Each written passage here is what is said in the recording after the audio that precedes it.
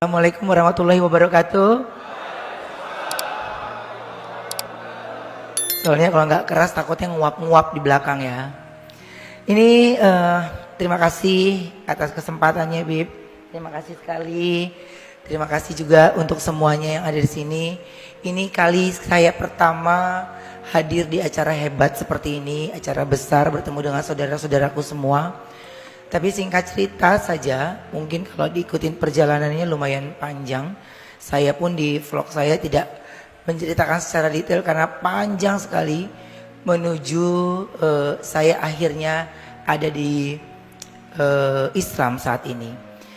Tapi 4 tahun terakhir sebelum saya menjadi seorang Islam atau mualaf, itu saya melewati pergejolakan yang cukup dahsyat. Banyak hal dan pertanyaan, mungkin karena saya di TV sering bertemu dengan para ulama.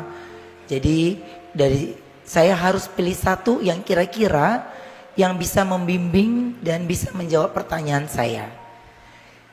Dan ada satu yang waktu itu benar-benar membuat saya itu kagum, yaitu Habib Utsman. Habib Utsman, saya sering bertemu dengan beliau. Dia tidak pernah melihat saya dari siapapun, tapi dia selalu rangkul saya dan dia selalu tanyakan apa kabar. Ya, itu tidak pernah berubah. Dan di situ Habib Utsman sudah mulai, saya sudah mulai tukeran nomor telepon dan mulai komunikasi dengan aktif. Ketika pada saat saya lagi haus pertanyaan dan ingin bertanya, Habib Utsman tidak pernah yang namanya tidak membalas sama sekali. Semua pertanyaan saya tentang Islam beliau jawab. Beliau jawab, habis itu saya nggak balas lagi. 4 hari, 5 hari baru saya tanya lagi. Begitu terus selama 4 tahun. Selama 4 tahun. Sampai pada akhirnya mungkin Allah sudah punya cerita untuk saya sendiri. Saya punya keluarga besar di mana orang tua saya semuanya 80%-nya Muslim. Dan mereka semua sangat amat menyambut saya baik ketika saya sudah menjadi seorang Muslim. Dan sekarang ini saya memiliki banyak teman ketika saya tahu setelah saya syahadat. Tapi pada saat itu pun gak mudah karena saya cuma ngomong. Di Ramadan kemarin, biasanya kalau di Ramadan itu saya menghabiskan waktu untuk pasti bekerja di sahur atau buka puasa. Tapi saya cuma ngomong begini, dalam hati, ya Allah, kalau kau izinkan saya benar-benar khusyuk dan fokus pada saat di Ramadan ini, izinkan saya bekerjanya sebentar saja. Selebihnya biarkan saya fokus ibadahnya dari tarawih sampai yang harus saya lakukan sebagai seorang Muslim. Hampir saya berkarir dari tahun 97 sampai sekarang, semua kalimat yang saya ucapkan tepat Allah jawab. Saya hanya dikasih kerja 2 minggu. Selebihnya saya benar-benar dikasih fokus ibadah. Jadi ketika saya upload di sosial media, saya menjadi seorang Muslim, sebenarnya saya sudah duluan. Tapi saya baru upload dengan tujuan saya biar fokus ibadahnya. Karena kalau ketika itu upload, pemberitaan ramai, nanti diganggu dengan pemberitaan-pemberitaan, ya. Jadi saya mau fokusnya, ya Allah, saya mau fokus ibadah di Ramadan ini. Jadi Allah jawab itu semua dan semua dari ridha Allah dikasih tanpa ada halangan satupun. Dan Masya Allahnya saya berjalan pada saat itu saya cuma bilang gini, pada saat saya mualaf, saya bilang sama Habib Utsman, Bib, saya sudah siap. Lalu Habib Utsman memilihkan saya hari yang baik. Ada 2 tanggal yang saya pilih, akhirnya salah satu tanggal itu yang saya pilih. Bahkan ketika saya memilih tanggal tersebut, satu pun dari tim manajemen saya nggak saya kasih tahu. Teman-teman sekitar saya, mereka hanya curiga saja, tapi mereka tidak tahu karena tidak ada statement dari mulut saya sudah muslim. Tapi pada saat itu, di hari itu, saya bawa manajer saya dan orang kantor saya itu untuk mendampingi saya untuk syahadat. Di rumahnya Habib Usman, di tempat itu saya benar-benar khusyuk banget sesuai dengan apa yang saya kepingin. Saya ingin ya Allah menggunakan baju putih. Karena pada saat itu saya selalu ada aja ketika di satu kerjaan yang mengharuskan warna ini, tapi saya bilang ketika saya memutuskan, saya syahadat saya maunya menggunakan baju warna putih. Dan Habib Usman memberikan saya waktu untuk saya maunya wangi bib. Setelah saya syahadat selesai, saya baru menangis. Karena semua yang saya ucapkan Allah jawab tanpa satupun yang meleset. Saya cuma bilang, perkataan saya ketika saya masuk Islam dan tidak ada embel-embel hati marah, kesal, benci dengan apapun yang terjadi sama saya sendiri. Tapi saya cuma bilang, ya Allah, saya ikhlas. Satu kata yang buat saya itu pendek, tapi kalau kita lakukan dengan baik, saya cuma ucap, ya Allah, saya ikhlas. Gak ada lagi hati saya marah, kesal, atau tidak percaya diri. Semuanya Allah mudahkan. Bahkan pada saat itu minim sekali yang tahu, hanya tim kecil saya. Di sini saya tetap, ini tempat pertama saya juga untuk saya datang bertemu dengan saudara-saudaraku di sini. Saya juga bawa abang di sebelah sana. Abang itu yang selalu mendampingi saya dari saya pertama kali menjadi seorang muslim. Beliau tidak pernah berhenti memantau dan terus mengajarkan saya sholat. Ketika saya 3 hari baru menjadi seorang muslim, abang tidak serumah dengan saya, tapi orang yang ngajarin saya di rumah saat sholat subuh, tahajud semua, tiba-tiba dia harus mudik. Bingung sholatnya sama siapa, atau namanya jadi bujangan lagi ya. Tinggal sendirian, gak ada siapa-siapa. Gimana ini ya Allah? Saya telepon Habib Usman, Bib nih gimana? Buka YouTube, coba lihat di situ, atau Google. Bib udah umur 41 tahun nih Bib. Kayaknya daya ingat agak lemot. Bisa, pasti bisa.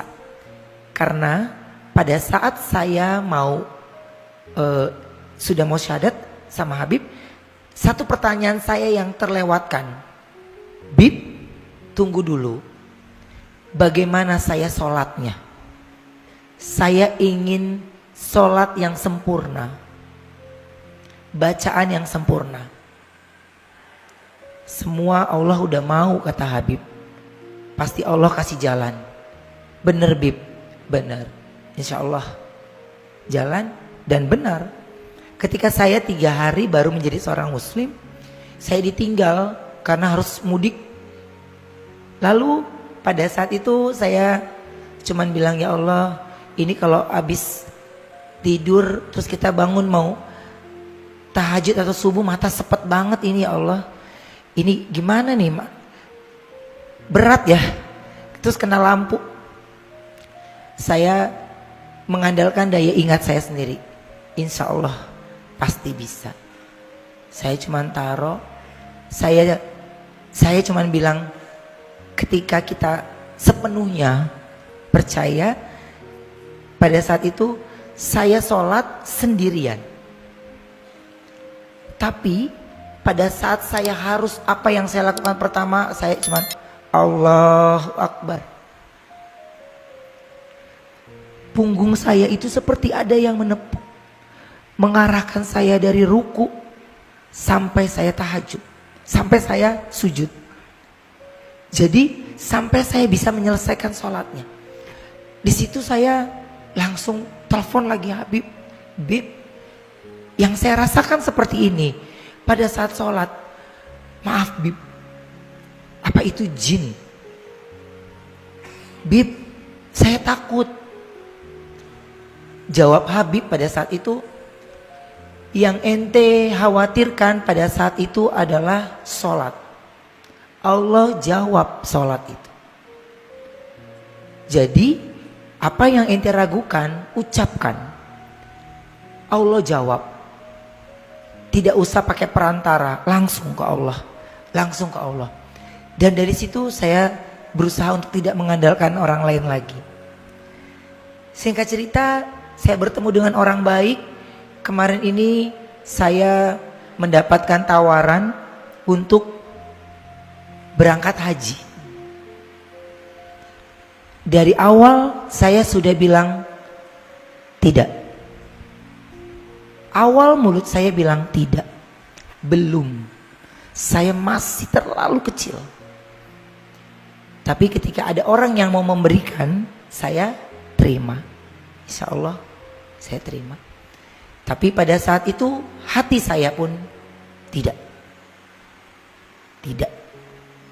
Karena saya masih banyak belajar. Masih banyak orang-orang yang hebat-hebat yang harusnya berangkat terlebih dahulu. Setelah itu visa ramai dibicarakan. Apapun pemberitaannya tentang visa, pasti mukanya Ruben Onsu yang paling gede. Kayaknya yang gagal di dunia ini cuma saya doang. Ya Allah, ini gimana? Sampai kita takut sendiri ngeliat berita. Buka TikTok muka kita takut lagi. Buka YouTube, ya Allah, kita lagi takut lagi kita. Kita nggak berani sama sekali. Sampai gini, ada teman kita tuh yang tinggi gede tuh si Ipan Gunawan ya. Dia udah berangkat duluan, dia ngeledekin kita aja di sono dia. Beri kita bilang, lu sholat yang bener deh, biar dapet jodoh. Gue mah udah pernah. Iya, bener nggak? Gue udah pernah. Lu berangkat deh, lu sholat, lu doa yang bener, kata gitu. Iya, oke. Dia setiap di mana manas-manasin saya mulu, manas-manasin saya. Tar lo lihat, gue kejar ibadah lu ya. Tar lo lihat ya. Terus dia berangkat. Pada saat itu saya cuma bilang gini, ya Allah, selesai haji ini saya ingin umroh. Mudahkan. Allah yakin, saya yakin Allah pasti mudahkan. Dah, saya nggak minta apapun itu. Jadi pada saat itu saya ucap, Ivan Gunawan pulang dari haji, saya orang pertama yang mau dia pamerin. Saya ladenin aja, saya temenin dia makan, temenin dia cerita, yang penting dia puas hati. Sampai akhirnya saya bilang, nanti ada kalanya kita pasti pergi berangkat bareng. Gue mau lihat lu sama gue yang paling banyak duduk siapa. Karena saya tahu dia kalau ada tiang seneng. Karena dia untuk nyender. Makanya seperjalanan saya sama dia itu ketika saya menjadi seorang mualaf, saya nggak kasih tahu dia. Ketika dia lagi benar-benar fokus ibadahnya, dia juga nggak kasih tahu saya banget, biasa aja. Sampai karena saya tahu emang dia adalah partner yang dipilih Allah kayaknya untuk berdampingan sama saya untuk keimanan saya lebih kuat lagi. Karena pada saat itu mau Idul Fitri saya bingung. Ya Allah, ini sholat Idul Fitri di mana? Saya orang belum tahu saya Islam lagi. Aduh rame nih. Gimana ini? Mau numpang di tempat teman, ada temennya cewek. Lah kan saf cewek sama saf cowok beda kan? Gimana nih ceritanya? Diem. Saya ditelepon sama Lesti. Kok kesini oke? Saya cuman bilang saya pergi ke Senayan City. Saya cuman itu malam takbir. Saya belum tahu akan sholat id di mana. Ya, saya belum tahu sama sholat id di mana. Saya cuman bilang siapapun orang yang bertemu saya pertama kali di lobi, yang menyapa saya pertama kali, kenal ataupun tidak kenal, saya akan numpang sholat di tempat dia. Itu saya ucap.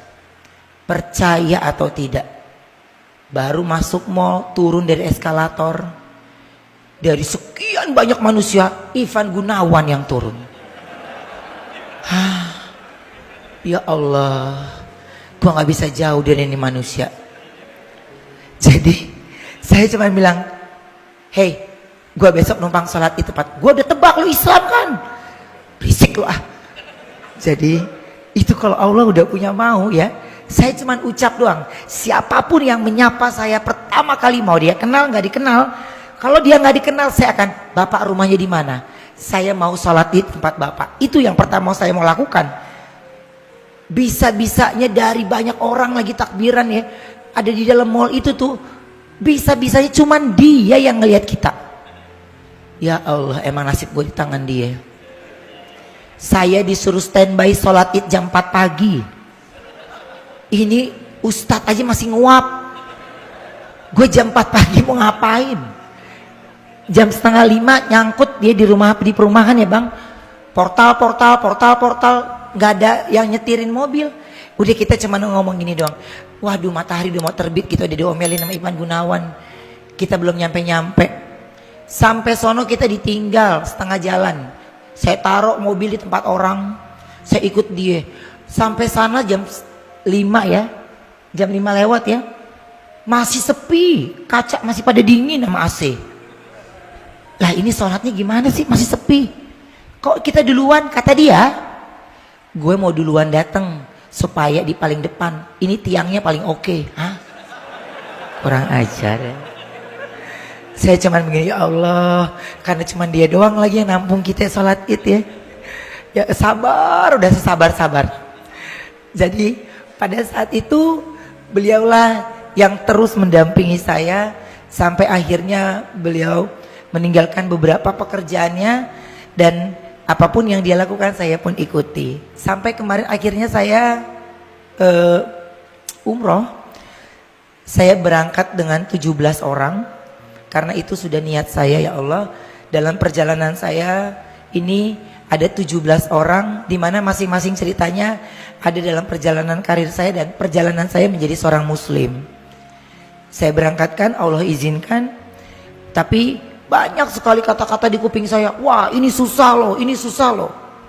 Gak lah, sama Allah mah, kalau kita minta mah pasti dikabulkan. Amin ya. Ini kuping banyak, nanti begini loh, nanti begini. Saya banyak ditakut-takuti, Saya sholat lagi. Terus ada berangkat lagi, mau berangkat umroh. Kita ada sholat subuh dulu di bandara. Saya makin deg-degan, akhirnya saya telepon travelnya pesawat jam 9. Saya subuhan di rumah aja. Saya mantapkan lagi dari rumah. Mantapkan lagi, berangkat. Semuanya Allah kasih mudah sampai akhirnya di Madinah. Allah mudahkan lagi, saya di Masjid Nabawi langsung. Ini balik badan Masjid Nabawi, Masya Allah. Ini gimana sih maunya nih Kak, ngerti kita. Saya langsung buru-buru mandi, sholat sampai Masjid Nabawi. Hari kedua muncullah ada orang bertemu dengan saya. Pada saat sholat itu saya bingung, itu pada ngapain pada di situ. Asisten nggak tahu pada kemana, pada mencar. Kita seorang diri di Masjid Nabawi, cuman ngeliatin doang. Tapi tiba-tiba Masya Allahnya ada orang yang ngasih air di gelas langsung. Oh ini namanya air zam-zam. Saya kasih. Saya cuman bilang itu apa? Ada yang nganterin. Saya nggak ngerti caranya kan. Bagaimana caranya mengambil itu benar-benar nggak ngerti. Benar-benar ada rasa takut, deg-degan sendiri. Tapi saya yakin nggak dikasih nyasar. Hari kedua saya di situ bertemu dengan orang yang hebat banget. Saya entah dari mana. Dia merangkul saya. Dia menggunakan bahasa Inggris. Saya bilang cannot. Saya nggak bisa bahasa. Takutnya saya berharap saya bahasa Inggris nggak bisa, ntar malah salah arti ya. Jadi terus dia ucapkan pakai bahasa Arab, terus dia ucapkan Assalamualaikum Alif. Saya waalaikumsalam. Saya sholat lagi berikutnya, ada lagi askar. Assalamualaikum Alif. Saya nengok kamera, apa saya dikerjain? Kok manggilnya Alif? Saya masih diem. Selesai sholat, saya lewat lagi, saya istirahat sebentar karena mau duha. Saya habis subuh pulang dulu, mau duha. Terus selama saya jalan pulang, 2 orang kembali menyapa saya, Assalamualaikum Alif, dari orang yang berbeda. Di situ saya nggak ngomong sama siapapun, saya diam aja. Saya tidak bahas itu melalui sholat saya. Tapi ketika saya sampai di Mekah, saya cuman bilang, apa yang orang bilang susah, pasti Allah mudahkan. Pasti Allah mudahkan. Ya Allah, sudah sejauh ini saya, pasti Engkau mudahkan. Saya orang manusia tinggi gede, kita cuma sekecuil. Gak ada apa-apanya, kegeser juga mental 2 meter. Ya. Ketika saya bilang, ya Allah, saya harus sampai di sana. Harus sampai di sana. Tadinya megang kamera, gak ngerti gambarnya ya, intinya. Saya jalan terus, Masya Allahnya, Allah mudahkan. Saya langsung cium Hajar Aswad, tapi saya bingung doanya apa. Ya Allah, lupa yang saya mau minta apaan ini. Saya cuman ngucap gitu. Sampai ya Allah sekali lagi ya Allah sekali lagi sekali lagi baru tuh yang saya mau tuh semua terucap. 2 kali tuh nggak ada satupun, alhamdulillah saya nggak sama sekali ditarik sama askar. Yang ketiga baru saya ditarik sama orang yang gede-gede banget ya. Saya cuman bilang ya Allah, Allahu Akbar. Saya baru nengok ke belakang, manusia tinggi gede, kita sedengkulnya dia kayaknya. Ya kita sadar kita cebol ya, pendek, dia tinggi gede, tapi ucapan dari saya gini, ya Allah, ini masalah hidup gue segede gini ya. Bismillahirrahmanirrahim, Allahu Akbar. Saya pakai buak, saya masuk lagi buak, saya lewatin itu, alhamdulillahnya. Ketika itu udah ya Allah, cukup 3 kali. Saya nggak mau jadi manusia serakah. Saya bergeser, saya dibantu sama askar. Tinggi, pintu Ka'bah itu tinggi sekali ya Bib. Pintu Ka'bah itu tinggi sekali. Orang yang secuil ini, saya juga bingung tuh gimana nih tangan bisa nyampe.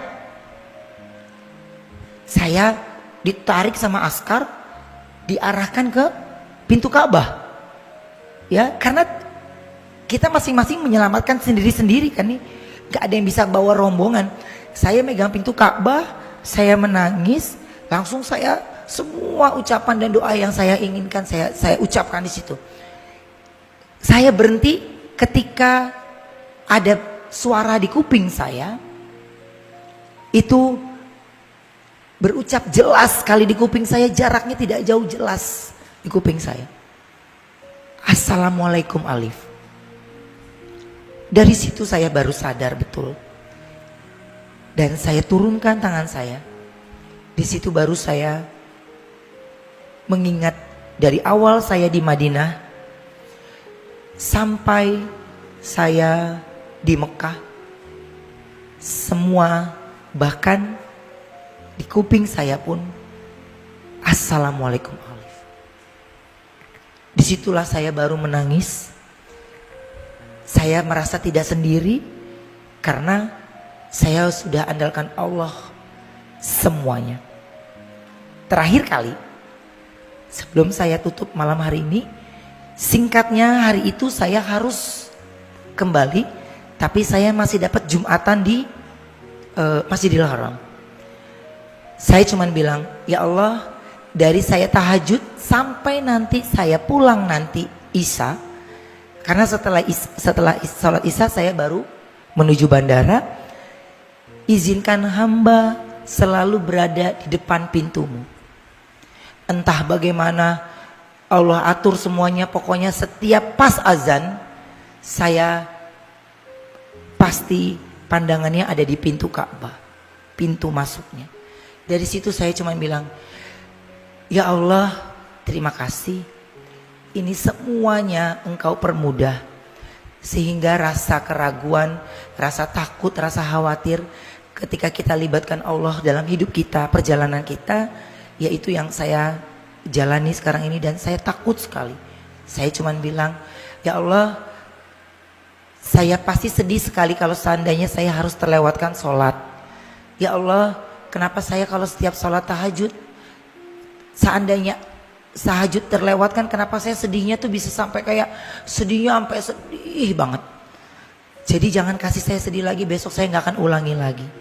Dan dari situ perjalanan saya, alhamdulillah sampai saya berdiri saat ini, Allah kasih saya kejutan lagi bertemu dengan saudara-saudara saya di depan saat ini, di atas ataupun di bawah, dengan begitu luar biasa. Habib, sekali lagi terima kasih banyak atas kesempatannya, dan benar-benar belum lama bertemu dengan Habib tapi rindunya benar-benar rindu begitu luar biasa. Ini sedikit perjalanan saya.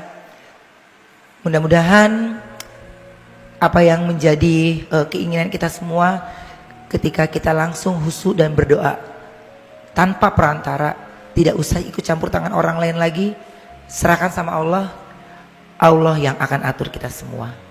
Amin. Assalamualaikum warahmatullahi wabarakatuh.